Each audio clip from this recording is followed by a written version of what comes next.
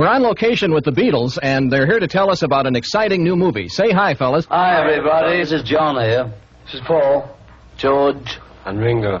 And we're very happy to be on your program once again. Tell us where we're talking from this time. We're just talking on the set of the film we just finished in Nassau, Bahamas. Help! Help! Help! Help! Help! Help! John, where did this title come from, Help? Out of Dick Lester's mouth it came. Our director and friends. I thought it came out of his shoe. Well, Dick sort of slowly went up to us one at a time, punching us, saying it's going to be called Help. And we said, yeah, that's a great idea, Dick, sir. We'll call it that, and that's how it all became about. Why did you have so much trouble with the title, Paul? I know you had a different title first. What finally made Help the final title? Because it was about the best, I'd say. Just sounds right, that's why. Help. There you are. It fits the story because, you see, people are trying to get us all through it, you see, and so we need a bit of help, you see. Help. That's right. This second picture, John, how does it differ from the first one you made? Well, it's in colour for a start, and I don't know, there's a lot more happening in this. There's a story, you see. In the last one, it was just sort of documentary, but this is a real film, almost. Do you have any different problems in this one, George, other than in A Hard Day's Night? A couple of more problems. A couple of more, yes. Because, for a start, we had a big idol and lots of things, lots of trick things, you see. Whereas we didn't have any trick things in the last film, did we, John? No, we didn't, George. We didn't have any tricks in the last film. Yeah, the business about the idol was that it was supposed to rise from the water, you see. And it wouldn't. As a sort of trick. And it wouldn't, because the water was always too rough for it. So we've had a bit of trouble with that. Does this idol have anything to do with you, Ringo? Yeah.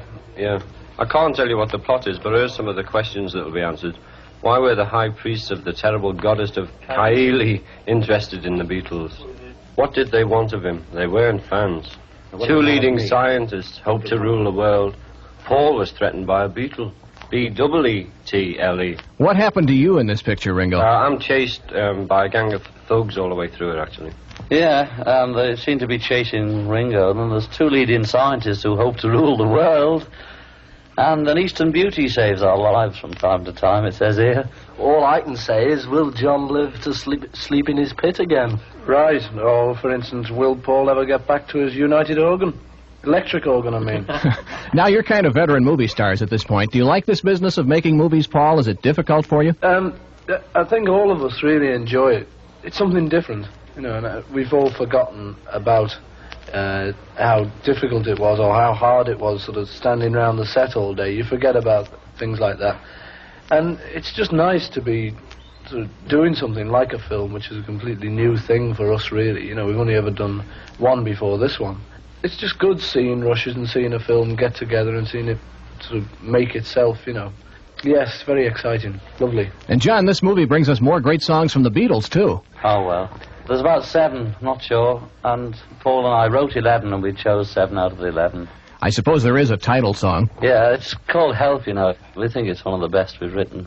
Sung at the beginning and the end of the picture, made for United Artists, with the help of Walter Shenson and Dick Lester, one or two people we ought to plug, called Help. George, how do you go with this movie-making career, and how do you take to this business of making movies, getting up early in the morning, getting the makeup and so forth? That's a bit of a drag, getting up in the morning, but apart from that, and the waiting round, it's great fun. We have a great laugh, don't we, fellas? Yes, we do, George. Yeah, it's great episode, as George said, for getting up in the morning. We hate getting up, It's always difficult to do something you hate.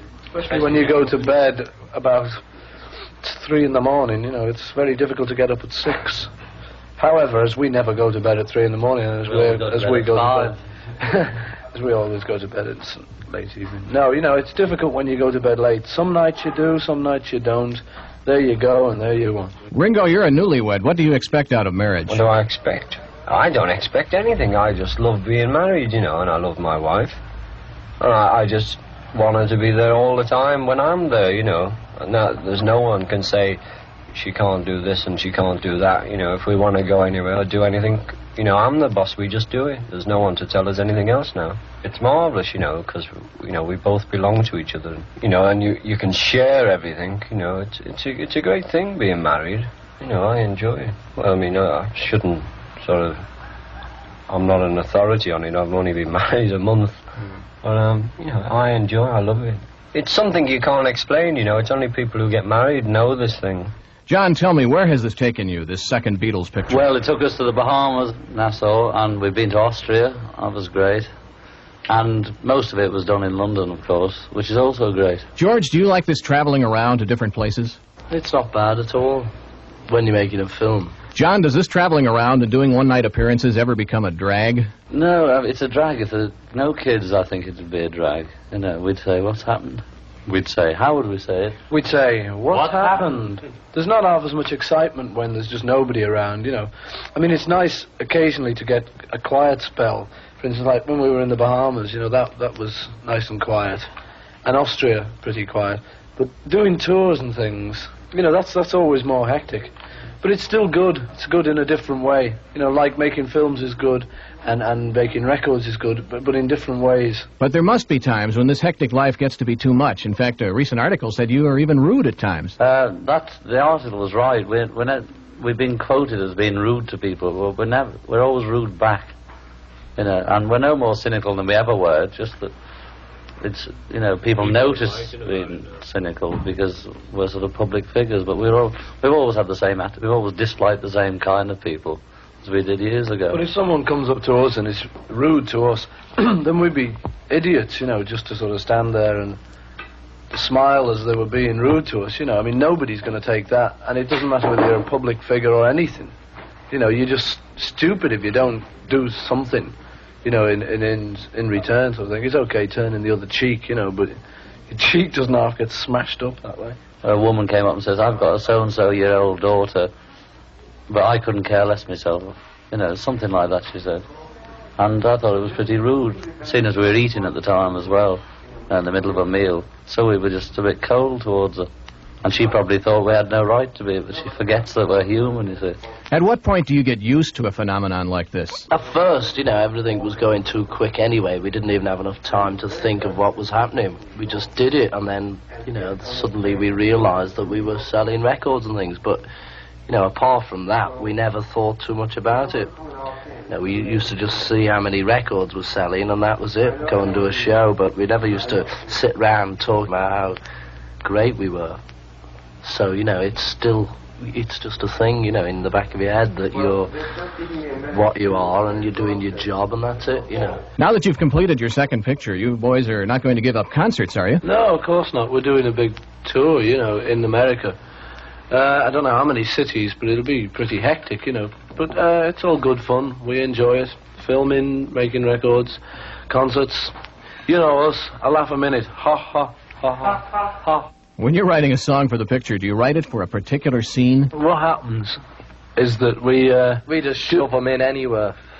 Yeah, we just write the songs first and then just shove them in anywhere, as George said, especially in the sunset scene at the very end of the picture, where the two lovers, that's George and Ringo, are coming towards each other on the beach and they just finally meet.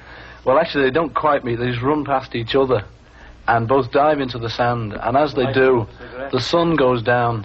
Yeah, that's it. The sun goes down, and it's a sort of big facade of oriental beauty, you know what I mean? That sort of facade Harbuckle. And then the whole picture just ends up with them. You're telling him too much about the story. I'm sorry, I've told you too much. They won't go on to see it if you tell them all about that. Have you told them about the vintage car race? The vintage car race? Well, that's another scene where we all go from Brighton to Egmerton. And none of us win, unfortunately, and it just about ends there. Sounds like fun. I want to thank all you boys for talking with us today. Good luck to John, Paul, George, and Ringo. We're all looking forward to seeing you in your second motion picture, Help. This is Paul McCartney saying thank you very much. We hope you enjoy our film, and it's been nice being on your show. This is John Lennon saying thanks for everything, enjoy being on your show. This is Ringo saying thanks for everything. Hope you enjoy the film and the songs from the film, and we hope to see you all when we come to the States. And this is George saying goodbye to everybody who's been listening, and also to you for having us on your programme. Thank you very much, sir. Goodbye.